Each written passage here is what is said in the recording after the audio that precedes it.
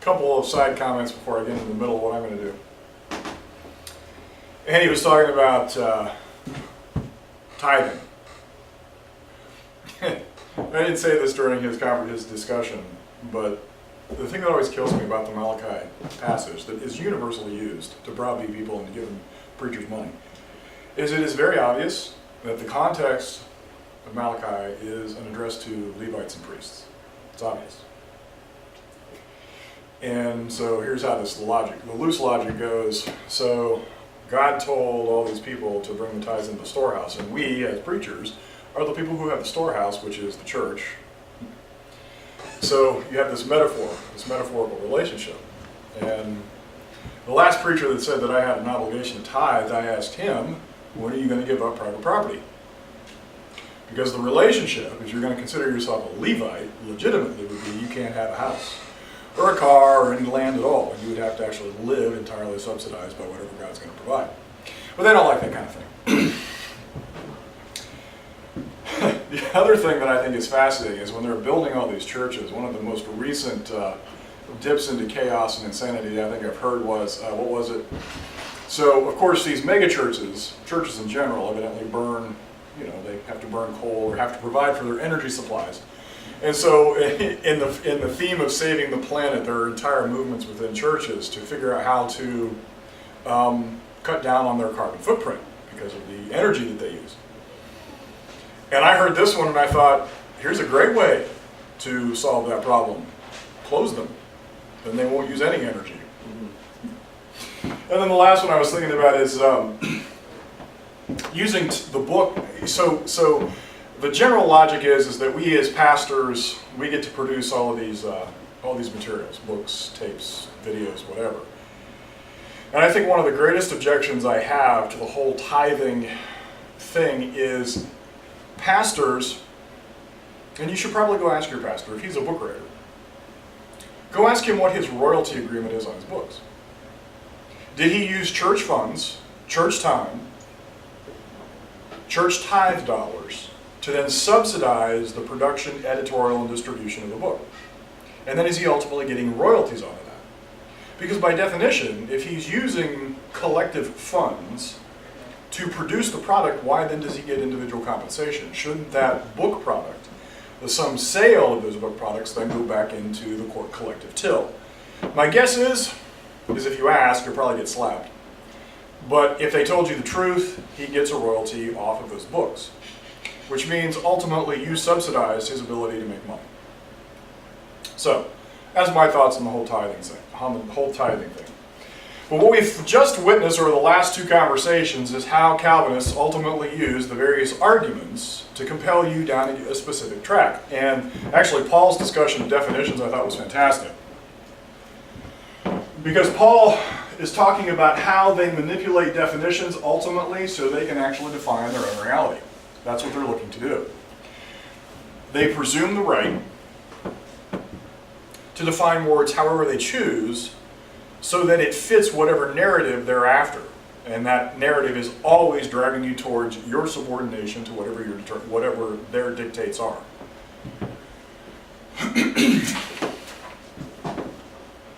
So let's see. The first presentation I gave, I discussed the orthodoxy happy dance, their ability to take the definition of orthodoxy and make it mean as much or as little as they choose to make it. It doesn't matter where on whatever the historical pedigree is, whatever the intellectual pedigree is, they reserve the right to pick and choose which parts of that historical pedigree serves their purpose and then land there. In the end, ultimately, orthodoxy is a myth because orthodoxy amounts to whatever the latest Calvinist preacher wants to mean. Then I started talking to you about how they use dictated good, universal guilt, and incompetent masses as standards, as intellectual standards, to control how you interact with them. So it always goes, you're incompetent, you're guilty, therefore your work, they have the moral right to dictate whatever intellectual conclusions you have. So that leads us to, we're now going to start talking about some other sub-arguments that I have heard. I tried to do what I think characterizes broader arguments, but I think it's important to understand because ultimately this up here starts to fall apart the moment you have any individual ambition and you refuse to suborn to the collective. If you have any determination at all to step outside of that, then this up here becomes largely irrelevant. So they must keep you, to keep this true, they must force you to find your identity in the collective, and they must, which means you must be willing to abandon your individuality. So, here's what collective conformity is. It is effectively political correctness. This is a powerful force in service of tyranny. When somebody decides that the definition of the collective and failure to abide by the definition of the collective can be met with some form of social force.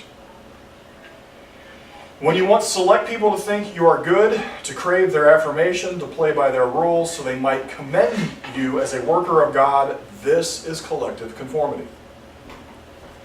But living for someone else's affirmation means you cannot value your own moral and intellectual judgment. You're irreparably harming your critical powers. Thinking is your human responsibility. Despotism gets its energy from mentally weak mobs. Can anybody say Antifa? Mm-hmm. Despots must oppress ideas because they must render the human mind impotent. Mystic despotism thrives because people feel it more important to conform to the group than to think for themselves. So, here are some of the common arguments that people use to actually force you into social conformity. The first one is, well, and actually here are the four that I've kind of categorized. The lone wolf, out there by yourself, no man is an island, and cramped little lives. So let's talk about these in turn. These arguments generally are designed to imply that the individual is epistemologically and physiologically dangerous. That individuals are predators. That individuals are without real purpose. That individuals are selfish. So here's the first one, the lone wolf. Basically, it is designed to conjure the image that wolves are effectively predators. Therefore, if you're by yourself, you're necessarily a predator. Well, here, this is a loaded question fallacy, and to defend the individual is to defend a harmful instinct. So if I reject the notion that just because I am an individual, self-appointed, that I'm therefore necessarily dangerous, it's to make that a liability. I'm immediately considered dangerous. But more importantly, it is an argument that's not based in reality. The fact of the matter is that wolves are highly territorial pack animals. If you're a wolf, you are running in a pack. You're a collective animal. There's nothing isolated about you. And they are governed by the alpha male and female. So it's a very hierarchical collective structure. So the notion of a lone wolf doesn't really have a coefficient in existence, with the exception of the fact that if it is a lone wolf, the reason they're alone is because they've been driven away from the pack because they're typically weak or diseased or infirm. So basically, lone wolves aren't the peak predators. Lone wolves are the ones that have been driven out. Now, if you really want a good analogy, if you want a real lone wolf, look at the guys who get kicked out of pulpits after being part of the in preaching crowd. They end up finding themselves as foul of whatever the alpha male is, or the alpha female is in the group. Suddenly, they're on the outs. That's your lone wolf.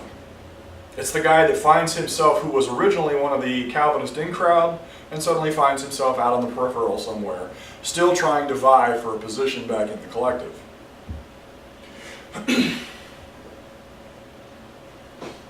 Now, the other problem here is that it presumes that the pack isn't predatory. That if you are part of a group, you won't do evil things. You won't do predatory things. Well, wolves by definition are predators. Their goal is to consume. Their goal is to feed. And they ultimately hunt in packs. And if I remember correctly, this was exactly one of the things that Jesus rebuked. That you're ravenous wolves. Mm-hmm. The religious elites of Jesus' day, ultimately he condemned them for being predatory. Mm-hmm. And they were a pack. It was a groupthink problem. And the fact of the matter is that mobs are far more dangerous than individuals. Again, need I say Antifa? Need I say Black Lives Matter? The fact of the matter is that mobs are fantastically dangerous to civil society.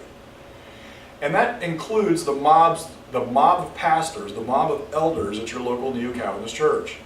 They are far more dangerous in the group because ultimately they get to feed off each other's affirmation. You're the one that's on the outs. You're the one that's on the outside. And the moment you decide you do not want to absorb whatever they say, suddenly you're the predator. This is a fantastic inversion of reality. The next one. Man is not an island unto himself. What this is designed to do is to inspire you to believe that individuality is the same as isolation. So, the abolition of ambition, this is what they're trying to do. They want you to abandon your individuality. They want you to abandon your relationship between your own intellectual self-appointment and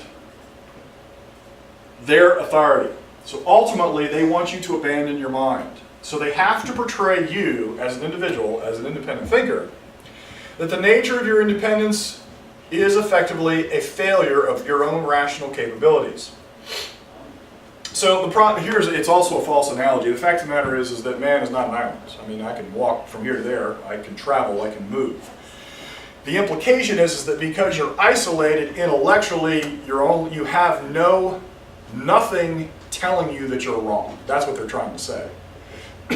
But here's the other thing about this analogy that's wrong, is that even islands can be reached by a boat. So ultimately, it is a poor analogy to ultimately undermine what you're able to think. This statement is designed to package self-sufficiency with subjectivism. And if you're subjectively driven, that must necessarily mean you're in intellectual error. This equates individualism with isolation, and isolation implies immorality. The next one is out there by yourself. Same concept. Implies the reason for individuality is to hide from a moral critique. You'll see this accusation a lot. And actually, Andy, I think that's what that guy just said to you, isn't it? Ultimately, because you're unwilling to subordinate to the collective, you're unwilling to hear moral critique. Isn't that what he said? Yeah. Isn't that what he said in your Facebook post? Yeah.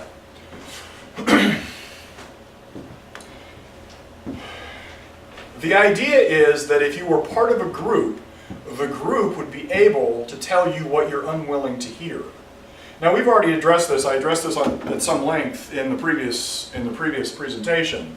The notion that groups have the ability to identify moral failing and individuals do not. This implies that groups can't be wrong, which is absurd. That groups necessarily borrow collective morality amongst the individuals. This is absurd. It also implies that individuality is dangerous. Individuality is a liability. It is an ethical liability. Because you're an individual, that you necessarily refuse to hear any form of moral critique. You can't know the truth because your mind is in isolation. That individuality is the same as effectively being in your own echo chamber.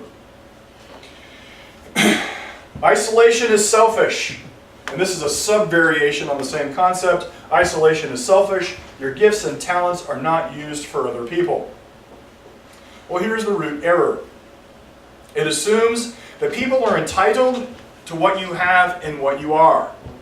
That you're morally obligated, that your existence, the function of your existence, is to do nothing but to satisfy other people's needs. That you have no moral right to the sum and substance of who you are, which ultimately dovetails into the discussion about tithing. The root assumption about the current doctrines of tithing is that you do not have the right to your own production and the fruits of your own labor, and that by default, your work is necessarily the property of somebody else.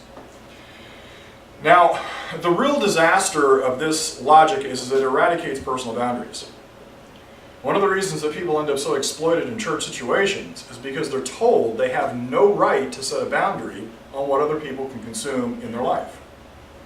I see you nodding your head. Yeah. Well, so what you end up with is no ability to say, no, that's not how I'm going to act. You're not allowed to do that to me. You're not allowed to take that from me. And it ends up in an endless cycle of exploitation.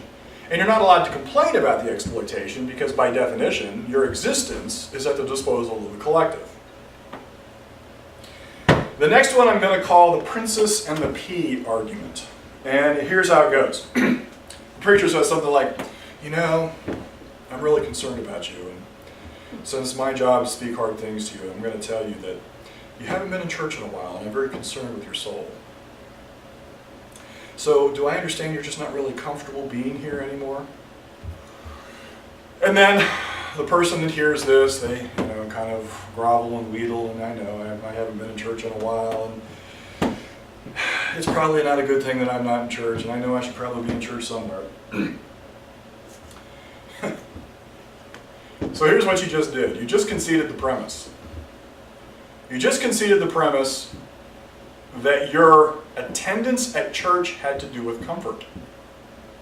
And it's crucial that you understand this because it's highly likely that as you're trying to figure out how to pull yourself out of your local Calvinist juggernaut of destruction, that you have very real intellectual disagreements. You have in your head very specific arguments as to why you're no longer interested in being and going to this church. But you haven't quite gotten around to having the courage to get away from church because you've been so conditioned to being there. So you go out and start shopping around trying to figure out if there's someplace else that you would like to go. In other words, a place that more agrees with you. But by letting the preacher frame the conversation around your comfort, you're basically saying that your reason for not wanting to be here is because you're uncomfortable. That's not a rational objection. So, what he's really saying is that your theological pedigree is related to your feelings. And this is a fundamental problem. You're not having a feeling objection, you're having an intellectual objection. And he's basically trivializing your objection. So here's why I call this the princess and the pea argument. So you remember I don't remember where this came from. I don't even remember where I heard this, but when I was a kid I heard it. So Prince goes out to marry. He marries a woman. Comes back he brings his bride back to the castle, and the mother, the queen, is not really sure that this woman that the son is married is in fact a princess. So they put her up for the night, and they put 20 mattresses in her room, and she sleeps off the 20 mattresses. And to validate, so the next morning she wakes up. How did you sleep? Oh, fantastic! I slept great. Next night she goes back to her room. She's sleeping on top of the 20 mattresses. They put a pea under the last mattress. Next morning she wakes up. How did you sleep? Oh, it was terrible. There was something sticking in my back. Oh, Alakazam Poof, she must really be a princess because she was able to see this one thing that so totally disrupted her sleep. She had that level of sensibilities. Well, this is exactly what they're doing. They're basically saying that your feeling sensibilities are so heightened that you're unwilling to do the hard thing. Your pedigree for the church is directly related to your feelings. And this is what you must fundamentally object to. He's trying to make your departure about comfort to trivialize your motive. Comfort equals feeling equals listening to doctrines that are pleasing.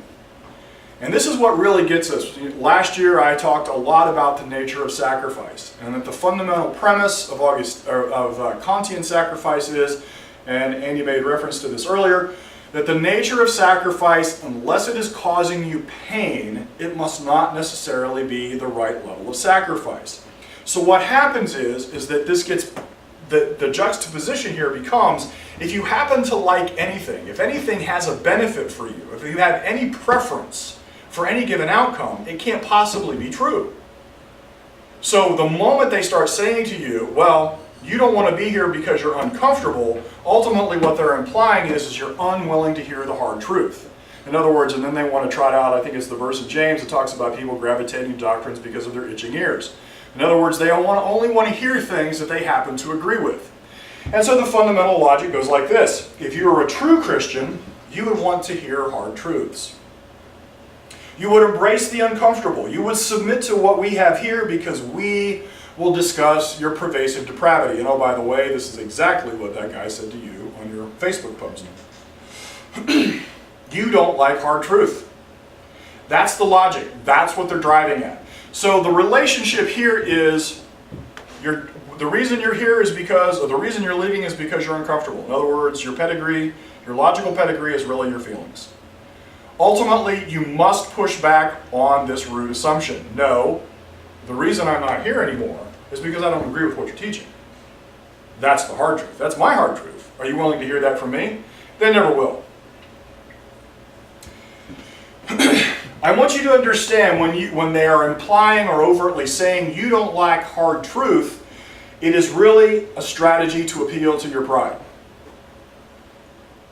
It's designed to get you to justify yourself by declaring your willingness to suffer.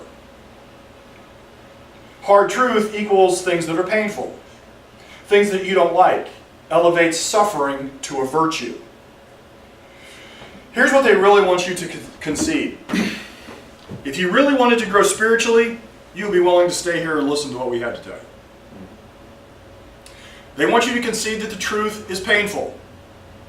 In other words, you shouldn't get any benefit out of what is truthful. So if you want to go someplace where you're getting something beneficial out of the truth, it must not really be the truth.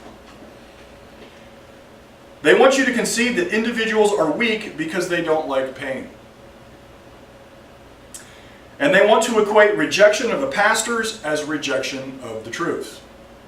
And this is what you must resist at all costs. Do not let them define your intellectual dissent with comfort.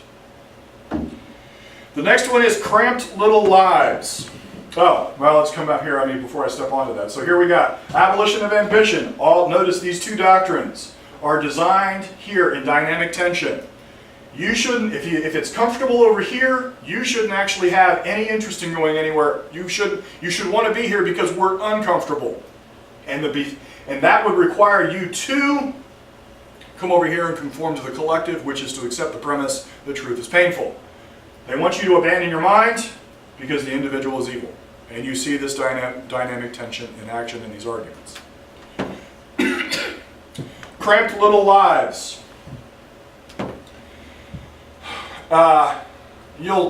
Preachers will slide this line into just about anything. Ultimately, what they want to imply is that your individual life equals small. Community life equals an alternate reality that is big. How many times have you heard somebody say you want to do something that's bigger than yourself? You've probably heard that 1,000 times. It's actually become a very common phrase in our current culture. They want to imply that individual life is petty and collective life is significant. But here's the thing. It presumes that that importance comes from collective consciousness. That it's only important if lots of people want to do it. And a failure to embrace the collective consciousness is a failure of your moral existence. But here's the thing. It's exactly the opposite. Community life equals borrowed existence. Remember, Calvinist preachers have to borrow their authority, and they have to borrow somebody else's mind.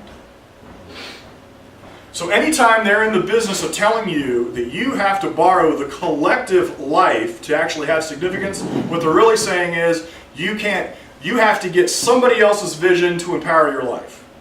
That isn't big, that's small. You just told me, if that's true of you, if you need somebody else's vision to have a life, you just told me you're vacant inside. It means you do not have the individual energy to go out and identify virtues and values and pursuits that are worthy of your existence. That's what you really just told me.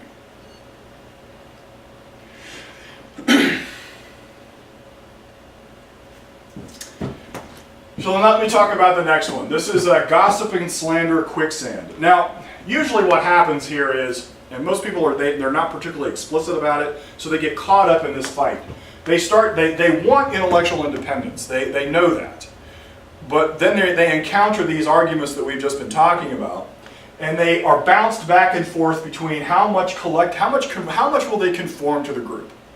Well, the more they try to conform, the more they realize they've got a problem, so they start to pull back. Then they want their own ambition. They want to be able to go manage their own lives. And so they get really stuck in this dynamic right here. As long as they've conceded some level of their own incompetence and their own guilt, it's very hard to start digging yourself out from under here. However, some people start to get it. Some people start to really genuinely start to push back. They start to make their case plain and clear, and to level criticisms of the techniques and tools that pastors and elders use to try to keep them part of the collective. Well, I call this part the gossip and slander quicksand. So what is the definition of gossip and slander? Actually, you know what? It doesn't matter. You know why it doesn't matter? Because the people in control of the definition are these guys here trying to define reality. The fact of the matter is, as far as your average Calvinist, whatever, thinks, gossip and slander is anything they don't happen to like when you talk. If you're talking to somebody else about what you don't like as far as they're concerned, that's gossip and slander. Period. End of discussion. They are the ones appointing for themselves the right to define all things biblical. So arguing about what is, trying to get into a biblical discussion about what the actual definition of gossip and slander is, useless. At the end of the day, what they think is, if you're talking back to them, or talking back in their general proximity about them, that is what amounts to gossip and slander. And of course, gossip and slander, as far as they're concerned, is considered spiritual treason, right? The reason gossip and slander are bad is because that's supposed to be a sin, and if you're talking about them, then you're in sin, then you're basically committing spiritual treason. But herein is the evil. These moral reprobates called Calvinist preachers, they want silence on the true things. They don't want you talking about when they're actually committing evil. When that whole groupthink thing, when they're trying to borrow each other's morality, has fallen vastly through the cracks, and now they're out blackmailing people to keep them from talking about the stuff that really happened in their churches, they want silence on that. They don't want you talking about the things that actually makes them morally culpable. Even though they want to talk about their great depravity, when it really comes down to it, they don't want anyone calling to account their moral virtue. Remember, Calvinists must have control over reality. The reason they want to label everything is because they want the right to define this at every turn. So now, here we've gone from destroying your willingness to have ambition out here, your individuality on whatever level. They want you conforming here. Now you're starting to pull yourself out, you're starting to talk about, you're starting to push back, so then they start telling you you're committing spiritual sedition by virtue of your talking back. Well, when that finally falls apart, they'll jump to this one. I don't like your tone. There are a couple of variations that I came up with. What you say might be the right way, but how you say it drives men away. It's still an argument to tone. Humble people don't talk that way. You're proud, you're arrogant. These are all variations on the premise that they get to determine what is the right way to talk. Well, it's an ad hominem because it's deflecting the argument away from the argument. That is exactly right. And it's an attempt to say your argument is invalid because of some character flaw. That is exactly right. That is exactly what they're doing. And here's what I want you to understand. When they start objecting to your tone, they have no other objection. We've actually seen this in our current culture. How many times do people criticize Donald Trump because they don't like the way he talks? Right. As opposed to dealing with what he just said. They can't rebut what he said because as a rule that tends to be true. But in the end, what they decide to object to is the way he said it. They don't like his tweets. Right? It's the same exact thing. What they're really doing, it's a last gambit to authority. Because now watch how this works. It sets up their judgment as the standard of correct discussion. And if you concede that your tone might have been wrong, you've conceded their Right. authority, Right. and suddenly you're back to this. You're back to conceding their authority in all things. So if they're right about your tone, then why aren't they right about the other things? That's how the logic runs.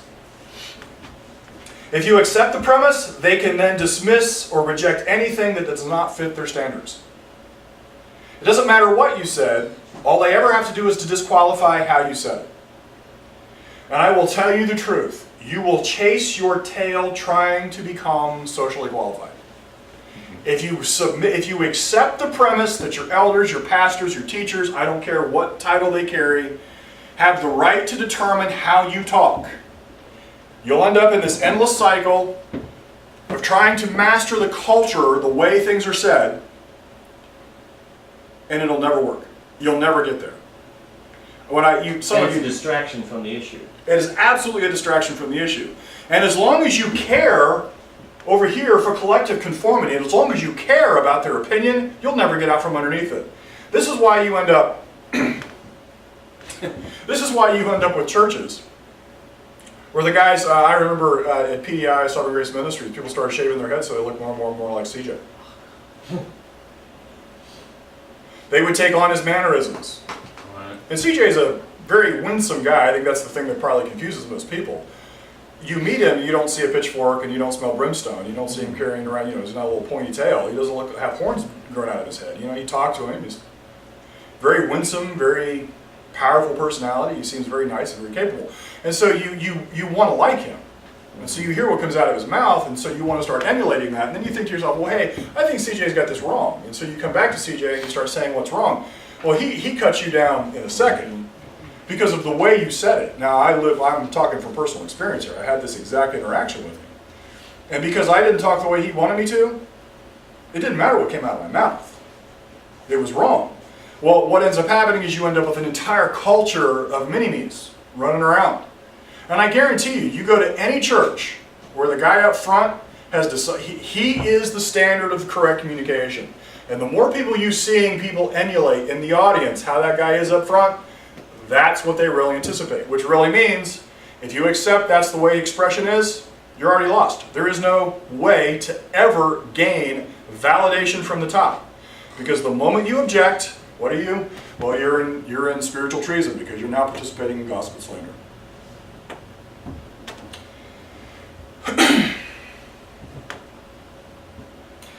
And it is a powerful method of social control because they can eliminate any scrutiny by dictating qualification. You don't talk right, I'm not going to hear what you got to say. So here's your test. In your church, does everyone seem to adopt the mannerisms of leadership? Walk into your church, watch how people act. If everybody tends to use the same methods of expression, the same cultural manner, you know you're dead square in the middle of exactly what I'm talking about here.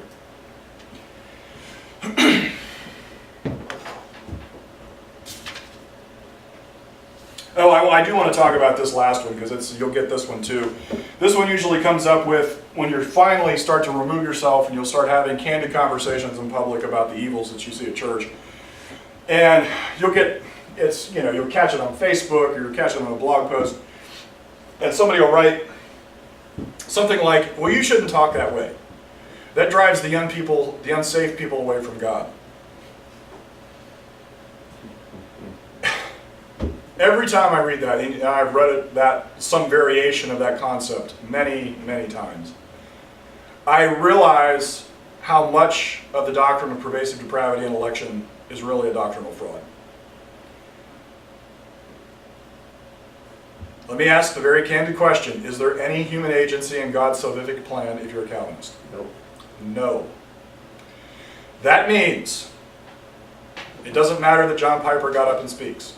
It doesn't matter that C.J. Mahaney speaks. It doesn't matter that Al Mohler speaks. It doesn't matter that Tertullian religion, Chivigian. Doesn't matter that he speaks. What they do is irrelevant. They are useless. Period. Does it matter if John Immel speaks? No. There is no human agency in God's salvific plan. So that means that what I say, how I say it, is absolutely irrelevant. If your kids are going to hell, it's because God wants it that way. If he wants your little tiny little baby infant screaming in pain in hell for the rest of its existence, that's because he wants it that way. It's that simple. There is no other explanation. So, my tone has not one thing to do with what's happening next in your life. Not one thing.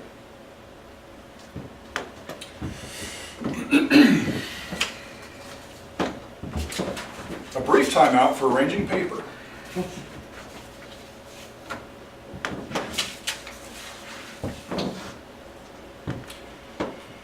So, how then do you rebut your Calvinist tormentors? Ready? Never debate Scripture. There is no persuasion, only authority. Never debate authority. You don't have any. And they will never recognize it if you do.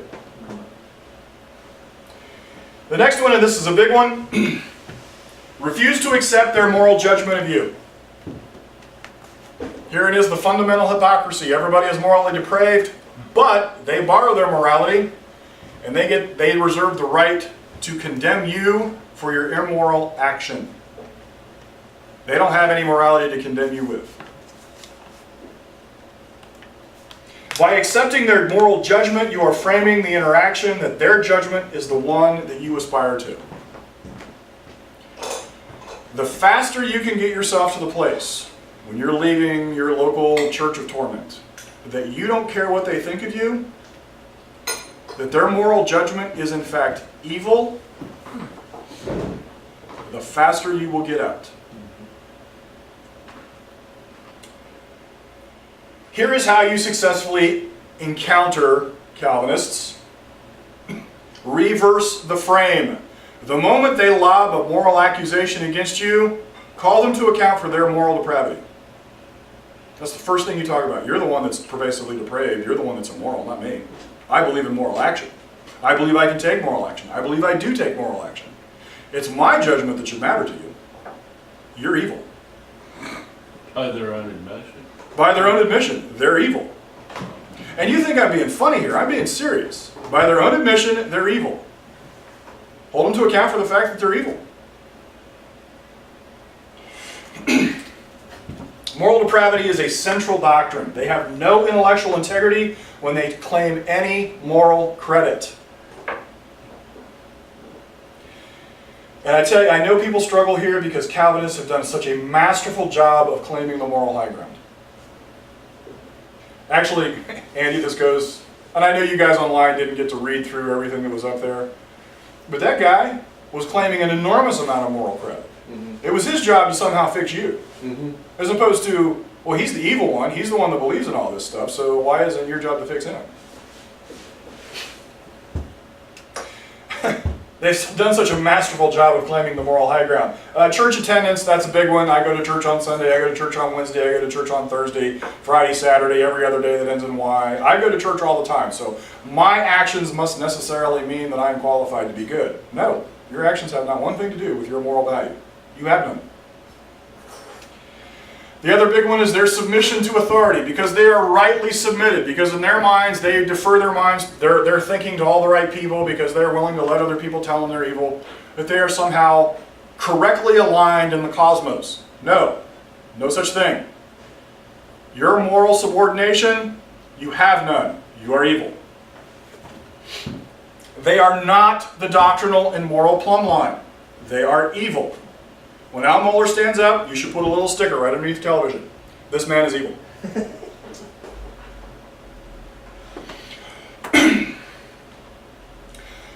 What I'm telling you to do is to double down on their moral condemnation, on their own moral condemnation. Take the doctrine of depravity seriously. Take it seriously. And remind it of them every time they talk. The only reason you say that is because you're evil. Say it out loud. The only reason you said that is because you're evil. You only go to church because you're evil. Never let them pretend they have moral worth.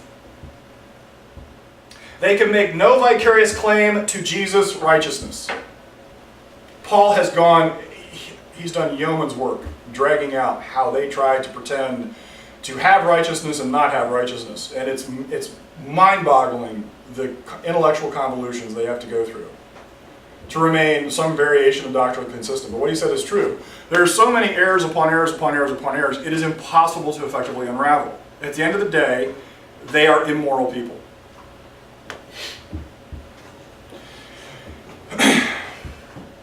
They are evil, and I want to make a distinction here. It's not they're evil in a sense, and they're not like a stand-in for evil. They are the personification of evil. So, Hitler, C.J. Mahaney. Same thing. Yep. And this is another big one, and this will actually note an evolution in your own personal development, in your own direction towards ambition and individualization. Never apologize or equivocate on independent judgment. Never do it. If you have an intellectual conclusion, don't apologize. When they accuse you of being an individual and thinking for yourself, say, yeah, I am. That's exactly right. Say thank you. Say thank you. I'm glad you recognize that. I'm glad that your pervasive depravity let you see the truth for a minute.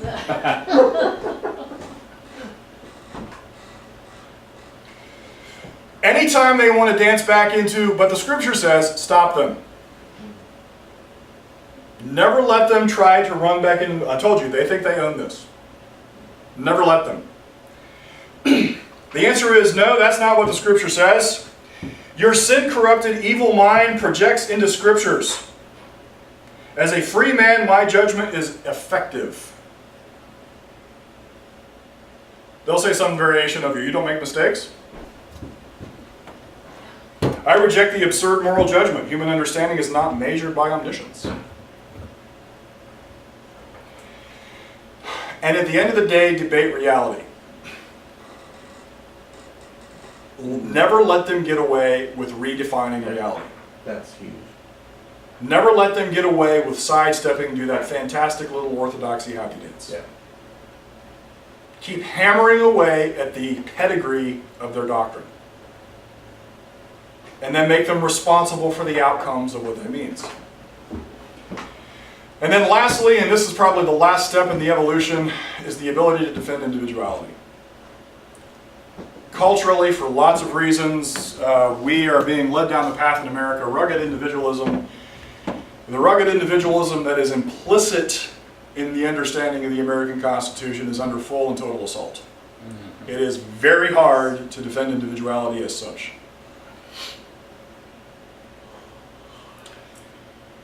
But you've got to get good at defending yourself, and the right to be yourself, and the right for other individuals to be themselves. Without hedge, without evasion, without limitation. It's not a liability, it is a virtue. And this is precisely what we're going to talk about in the fourth session. So, any questions online for Stump the Bartender? Anything?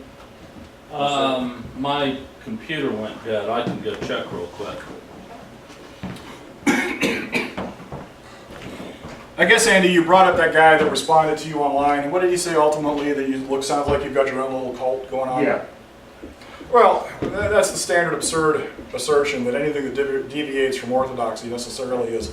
Well, his final conclusion at the end of it all was, because I was not part of a local body of believers, then therefore I was not saved. Yeah, of course. Right. That was his conclusion. Yeah, your eternal destination has to do with your moral proximity to other people. Well, that's ridiculous. Once again, that is their endless ability to dance around the truth, the fundamental premises of their own doctrine. There's no such thing as human agency in God's plan, which means it doesn't matter where you are on Sunday. Right. Proximity is not morality. Proximity is not election. It can't possibly be, because that would imply that because you made the choice to get your butt out of bed and go to a given geographic location and hang out with a bunch of other people, that had anything to do, that has some power over God's ultimate determination about your soul. Well, that's ridiculous.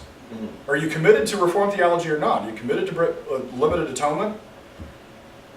Perseverance of the saints? I mean, are you committed to those doctrines, or is it just a grand fiction when it serves you? And the fact of the matter is, he can't possibly know that. He can't possibly know that. And you can't borrow someone else's morality. Well, they'll stand up and say too, the mere fact that I am in this position of authority is indication that I won't be elect. I wouldn't be here if I wasn't of the elect. Well, and that's Or if fantastic. God had not ordained me to be here where I am. And okay, so exactly how did you gain, and this is another instance where they have to have an exemption from the very epistemological corruption they insist everybody has. Where's my cute pointer? So, we're all supposed to be incompetent, with the exception of the guys who somehow get this dispensation to know that they were somehow elect. Mm-hmm. Well, how does that happen? How do they not magically get the right to dictate? Mm-hmm. How did they get the cognitive power to recognize their own exemption from the problem of the incompetence? Well, and of course they can't. And this is the fraud underneath the doctrine. And of course, for those of you who don't know, I have this major, long-standing criticism of the concept of cult. It gets tossed around with regularity, and so of course when people talk about cult, what they really think is, some Hare Krishna standing in the airport somewhere singing songs to Krishna Krishna. And so they think coming out of a cult is the ability to somehow get your mind unprogrammed. Well, people lob the concept cult as an ultimate trump card, argumentative trump card. It's the ultimate argument to the man. If you can say somebody has a cult, what you're really saying is that you're somehow intellectually incompetent to really understand the truth, and you're over here in your fringe. And one of the problems that we have is a lot of the times churches get labeled as cults, and I want to stress, Calvinistic doctrine in its pure form, Luther, Calvin, practice to the logical conclusions taken seriously, is mainstream Christianity. It's not a fringe movement. It is central to Christianity. And that's the problem. So by just tossing the word cult around, ultimately what you do is you undermine the formal criticism of the root doctrines. And that's why Paul made that comment in his last presentation about the definition of cult being my favorite word. I'm saying it's not really my favorite word because I think it undermines the case. Cult, Christianity, Luther, Reformed theology, John Calvin, not a cult. It is central to the ultimate Christian expression. Anything else? Comments? Thoughts? Knock-knock jokes? Thanks very much, guys.